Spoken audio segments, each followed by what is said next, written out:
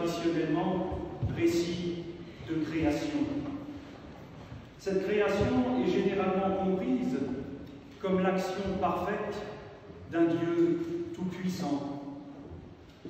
Vu la crise sanitaire actuelle, on aurait cependant envie de dire à Dieu qu'il y a un bug quelque part. C'est oublier que, pour les auteurs bibliques, réfléchir à la question de la création ne revient pas à se demander qui a bricolé le monde qui nous entoure. La Bible ne spécule pas là-dessus.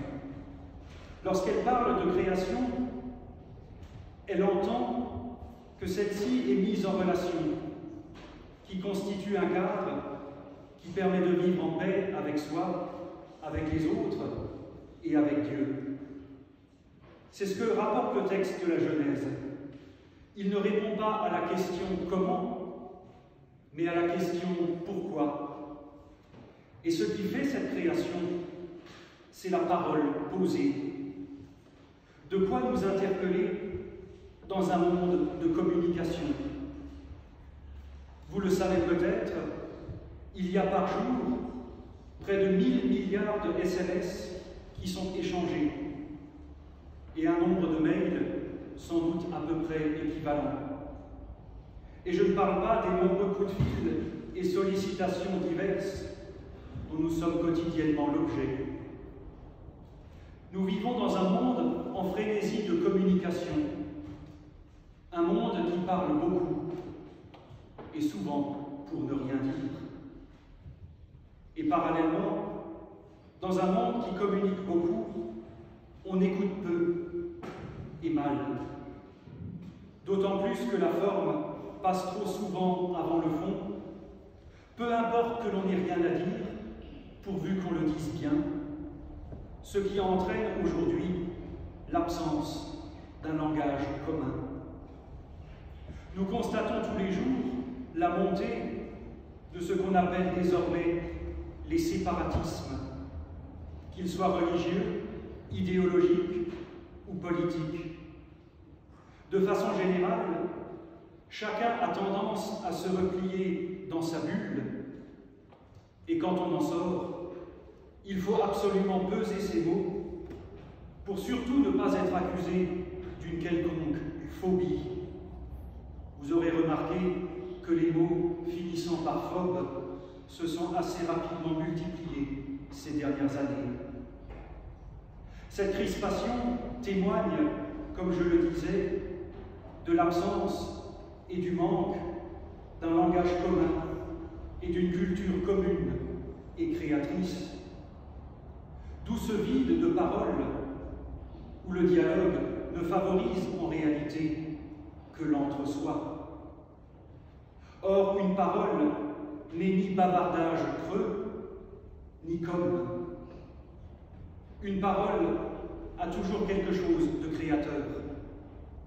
Si je vous dis que ma cravate est verte, ça ne changera rien à votre vie. Mais, et tous ceux ici qui ont des enfants le savent et en ont fait l'expérience, quand un enfant arrive, on pose sur lui une parole d'accueil et d'alliance. Je lie ma vie à la tienne pour te permettre de grandir et de vivre. Cette parole d'accueil et d'alliance fait passer du statut de géniteur, le cas échéant du statut d'adoptant, à celui de parent. Une parole a été posée, elle crée un lien, et c'est ce que la Bible appelle la création.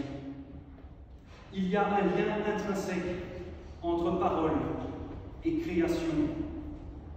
Une parole pose un lien avec un autre, lien qui nous permet de grandir et de faire grandir. Aussi, la pointe de notre texte se trouve-t-elle dans cette phrase « Il n'est pas bon que l'homme soit seul ».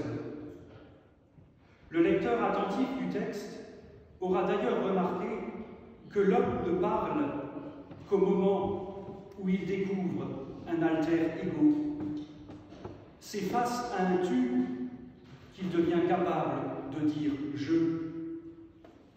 Aussi, cette création consiste dans la découverte de l'altérité.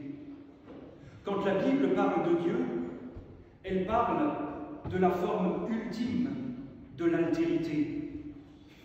Et nous constatons tous les jours que dans un monde où il n'y a plus de place pour Dieu, il n'y a plus de place pour l'humain.